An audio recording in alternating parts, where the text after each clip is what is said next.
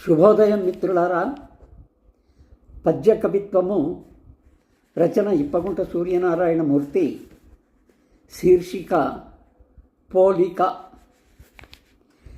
చిన్న పతంగి నెమ్మదిగా చిక్కులు తాకని దీర్ఘదర్శి అయి పన్నిక చూపి మేఘముల పార్శ్వము చేరుట సంభవించుచో చిన్న ప్రయత్నమున్నొగులు జీవుడు బాధ్యత మోయలేడుగా తన్నిడనట్టి మానసము ధైర్యము చూపిన లక్షమందెడిన్.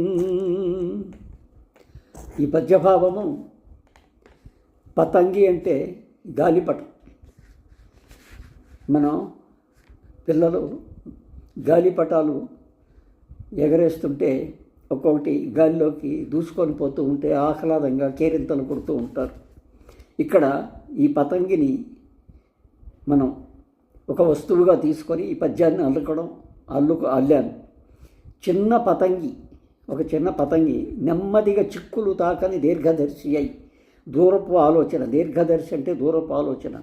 ఎంతో ఆలోచనతో ఈ దీర్ఘదర్శిగా ఒక పతంగి గాలిపటం పన్నిక చూపి ఒక పద్ధతి, ఒక ఆచరణను పెట్టుకొని మేఘముల పార్శ్వము చేరుట, మేఘాల దగ్గరికి చేరుతుంది.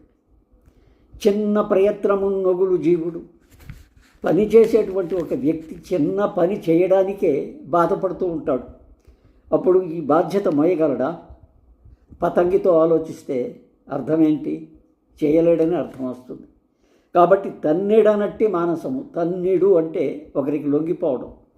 ఈ లొంగిపోవడం అనేది లేని తన్నిడనట్టి మానవుడు ధైర్యము చూపితే లక్ష్యం అందుతాడు అని చెప్పడానికి ఈ వీడియో చేయడం జరిగింది. విజ్ఞులు, మిత్రులు ఈ వీడియో చూసి మీ అభిప్రాయం తెలియజేస్తారని ఆశిస్తూ సెలవు తీసుకుంటాను. నమస్తే.